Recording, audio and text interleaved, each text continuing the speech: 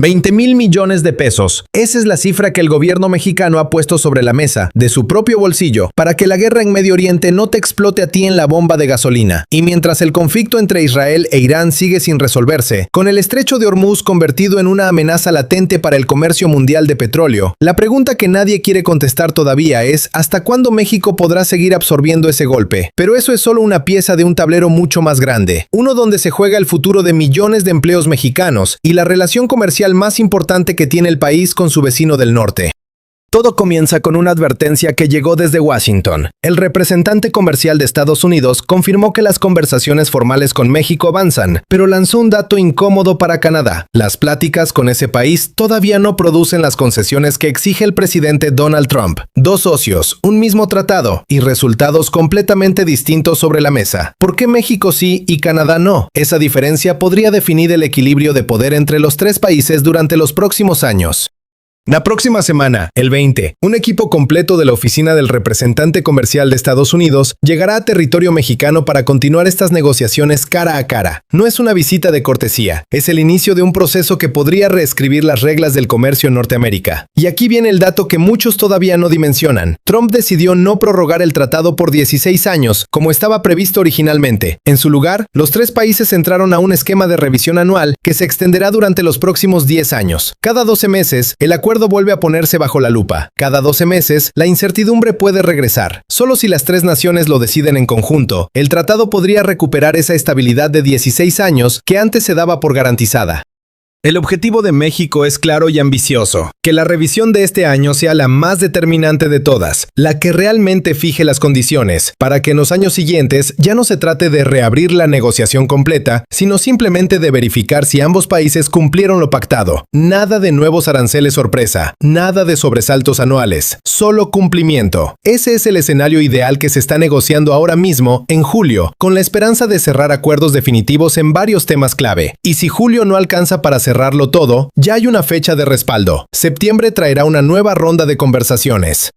Pero detrás de los tecnicismos diplomáticos hay una tensión mucho más profunda, una que toca directamente los empleos de miles de familias mexicanas. Estados Unidos tiene una visión clara, quiere que se produzca más dentro de su propio territorio. No es una idea nueva, ya estuvo presente durante el primer gobierno de Trump, pero ahora regresa con muchísima más intensidad. La postura mexicana es otra completamente distinta. Las economías de ambos países están tan entrelazadas, tan interdependientes, que fabricar algo en México no significa quitarle producción a Estados Unidos. Al contrario, una misma pieza puede nacer a un lado de la frontera y terminarse del otro. Cuando se genera un empleo en México, argumenta el gobierno mexicano, también se genera un empleo en Estados Unidos. Son cadenas que se complementan, no que compiten.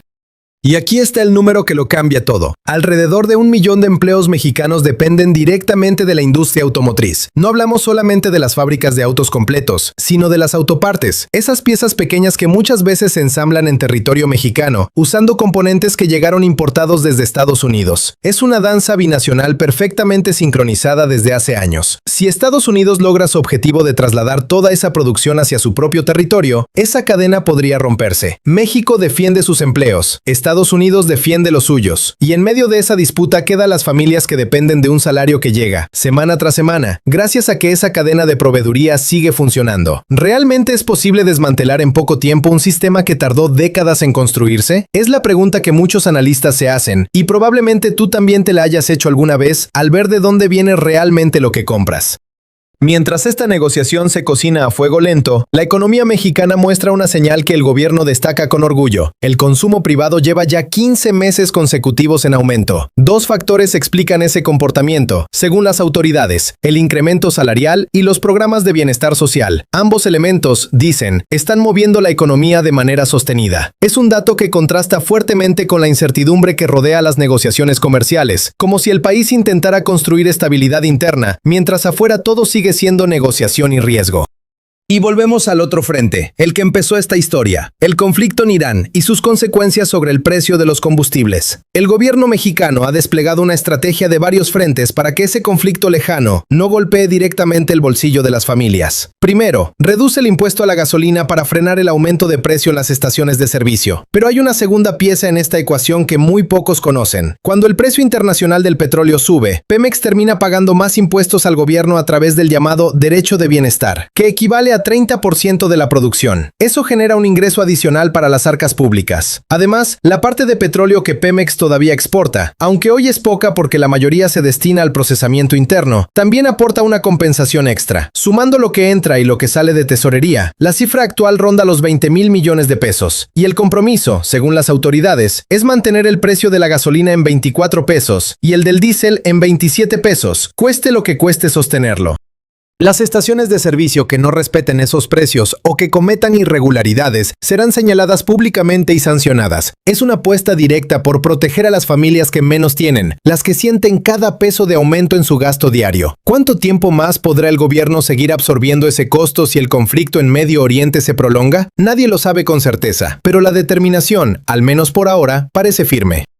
Y como si no hubiera suficientes frentes abiertos, hay una historia más, esta vez con un final decididamente más esperanzador. La presidenta de México se reunió con el presidente de Panamá para hablar de uno de los activos más estratégicos del continente, el Canal de Panamá. Panamá tiene múltiples motores de desarrollo económico, pero ninguno se compara en importancia con su canal. El mandatario panameño, según se describió en el encuentro, conoce profundamente su país tras haber ocupado distintos cargos a lo largo de su carrera y ha mantenido comunicación directa con el propio presidente de Estados Unidos. Su prioridad es clara, que la neutralidad del canal se mantenga exactamente como fue establecida originalmente en el histórico acuerdo Torrijos-Carter. Ese tratado, firmado hace décadas, sigue siendo la columna vertebral que garantiza que el canal permanezca abierto y neutral para el comercio mundial, sin caer bajo el control exclusivo de ninguna potencia. Panamá, además, está desarrollando nuevas obras de infraestructura directamente relacionadas con el canal, y México respalda por completo ese proceso.